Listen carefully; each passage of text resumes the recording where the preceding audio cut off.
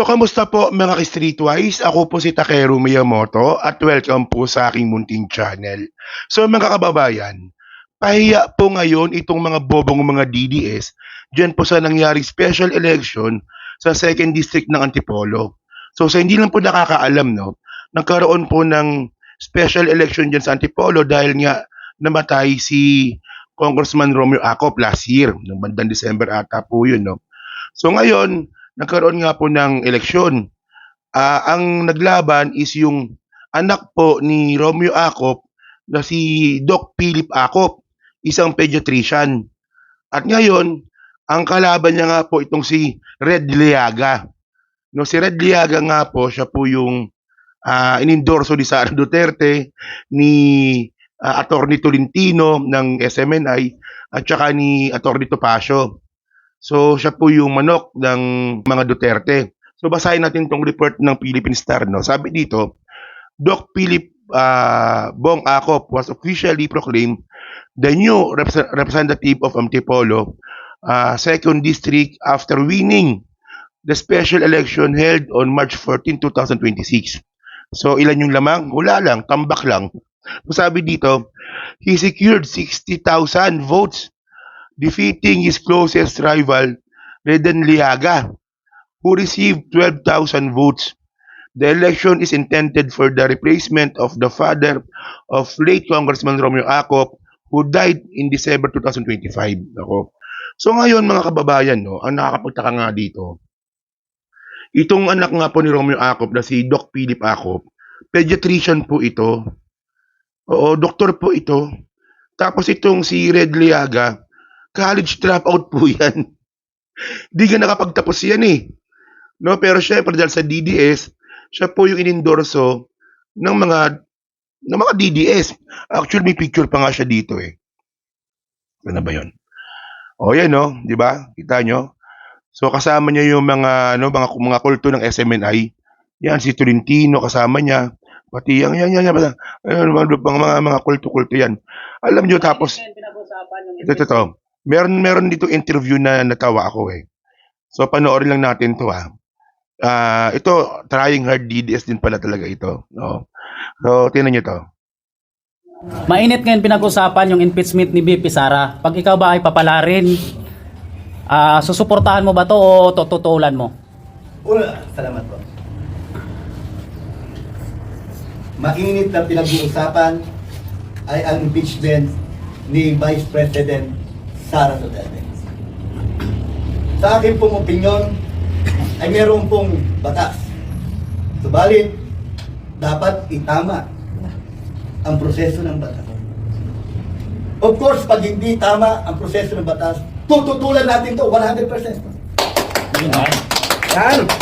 Dahil kasama ito sa ating panukala at isusulong. Kailangan ang batas ay may apply ng tama. Sa tingin ko naman, dapat lang naman na ang ating BP Sara ay manatili sa pwesto. Yun! Yan. Mga kasunod. O, di ba? So, ako ba, ano bang batas yung sinasabi niya na may mali? Actually, ano ba yun? Revised Penal Code ba yun? Republic Act ba yun? O yung proseso? Ano ba? Di man lang inayos yung pagsagot, no? So, ngayon, obvious naman na DDS talaga. Oo. Alam nyo, no? Ang nakakatawa kasi dito, nung nakakaroon nga po ng kampanya, dito nga po kay Romeo Acop at kay Red Liaga, ang pinaka naging ginawa nga pong strategy dito nila Red Liaga, magpakalat nga po ng mga peking mga survey na talagang number 1 daw po si Red Liaga. So actually may kakilala po ako sa sa Antipolo na sila nga po nagtataka bakit ang lumalabas sa mga survey nga daw po. No, actually mga gawa-gawang survey naman bakit number 1 daw po si Liaga? Pero eventually, no, alam naman natin propaganda po yan. So eventually, nung nagkaroon nga po ng eleksyon, lumabas nga po yung katotohanan na talagang tambak talaga. Tambak men, di ba? 60,000 to 12,000. So ano bang ibig sabihin nito? Ibig sabihin ba nito na talagang mahina na ba talaga ang mga kampo ng mga Duterte. Kasi ang point dito kung malakas pa talaga ang mga Duterte, no, dapat panalo dapat itong si Radliaga. No, pwedeng ganun. Yun nga lang mga kababayan, wag po natin masyadong iset aside yung katotohanan na mas deserving po talaga itong si Dr. Acop kumpara nga po kay Radliaga. Kasi in the first place mga kababayan, alam naman po natin na itong si Philip Acop, itong si Doc Bong Philip Acop, anak ni Romeo Acop. So doon pa lang may bentahe na po talaga siya. At pangalawa, doktor nga po ito. Kukumpara mo ba naman kay Radliaga na parang ang tanga-tanga sumagot pagkatapos hindi college dropout pa nga. Well, wala tayong problema sa college dropout pero syempre ano yan isa yan sa mga credentials no, kukumpara mo ba naman sa isang college dropout sa isang professional na doktor, isang pediatrician, anak pa ni Romeo Acop. So talagang wag po natin masyadong iset aside po yun, no? Okay. So ngayon, alam nyo kung anong drama ngayon. Hindi pa tapos ang drama. Oo. So, ewan ko ba, ano ba miyembro ba ng KOJC itong si Radliaga? Kasi tingnan nyo to ito. Meron na naman ditong petition to suspend proclamation. Oo. So yung petitioner nga na nakalagay dito si Reden Radliaga, kasi yung responded si Dr. Philip Conrad Doc Bong Acop. So ngayon, hindi po matanggap, no?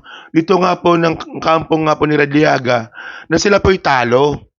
Ngayon, ang gusto nila ngayon is magkaroon nga po ng suspension sa proclamation ni Doc Philip Acop. So anong dahilan? Ang dahilan, saan na ba yung dahilan? Basahin natin. So ang dahilan, suspension of proclamation versus Bong Acop.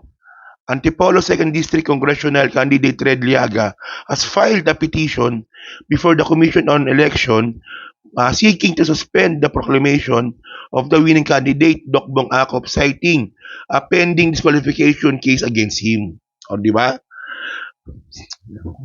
Sige. In a statement, Liaga's lawyer, Attorney Mark Tolentino, o tingnan ninyo ang abogado ni Radliaga is abogado rin po ng SMNI tsaka ni Kibuloy.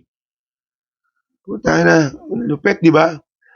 Said the poll body should first resolve the disqualification case which involve allegation of prohibited campaign practices and illegal electioneering before allowing any proclamation to ensure the integrity of the special election. However, Acop, son of the late Romeo Acop, already been proclaimed the winner after securing 60,000 votes. Defeated his closest rival, Yaga, who only gathered 12,000 votes. So ngayon, na-proclaim na nga pala. Na-proclaim na Alam nyo, nakakatawa dito kay Mark Tolentino, no? Tingnan nyo kung gaano ka-bullshit ito, no? So, nag-file sila ng disqualification nung nangangampanya sila. Ang nag-file po ng disqualification case laban nga po kay Bong Acop, kay Doc Bong Acop, si Radliaga din. Si Radliaga din po yung nag-file.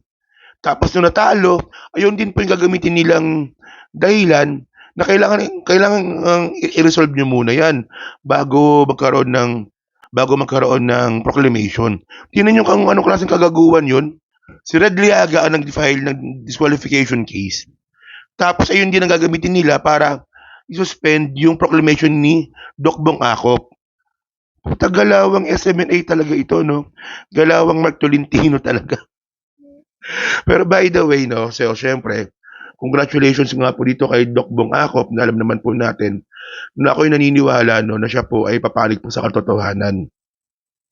Kasi kung ito si Radliaga nga po yung nanalo, na mukhang malabo naman, pero for the sake of the conversation lang, no, kung sakaling manalo nga itong si Radliaga, magiging party po ito ng Duterte Black sa Kongreso.